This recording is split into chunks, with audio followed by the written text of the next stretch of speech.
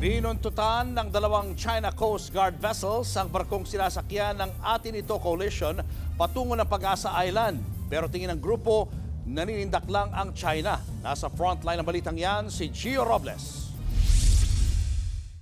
Pasado alas 8 ng umaga, habang naglalayag kami papuntang Pag-asa Island, sakay ng TS Kapitan Felix Oka, kapansin-pansin ang umaaligid na dalawang barko ng China Coast Guard, CCG Vessel Bao No. 3306 at CCG Vessel 21549. Naka-escort naman sa TS Kapitan Felix Oka ang BRP Melchora Aquino at BRP Malapascua ng Philippine Coast Guard. Sila ang nakipagpalitan ng radio challenge para itaboy ang mga barko ng China.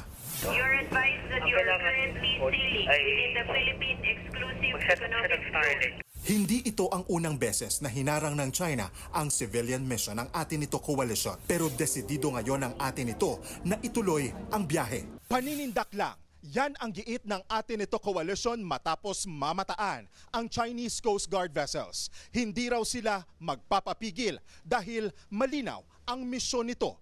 Kaya tuloy ang biyahe, tuloy ang mensahe ng kapayapaan. Target nilang marating ang 12 nautical mile territorial sea ng Pag-asa para doon magdaos ng concert. Binabantayan natin kung ano yung ginagawa nila. So far naman shadowing pa lang.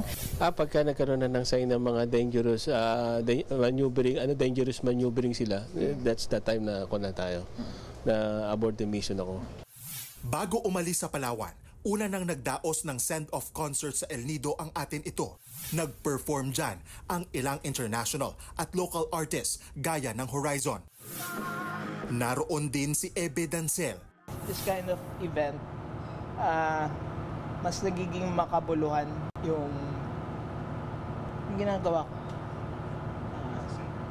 As a singer, as a performer. Nag-alay ng awit ang OPM legend na si Noel Cabangon.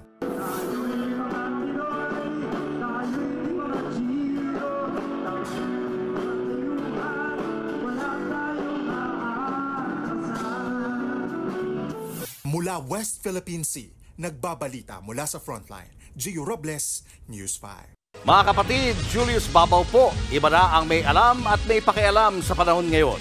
Para sa frontline ng mga balita, mag-follow at mag-subscribe sa social media pages ng News 5.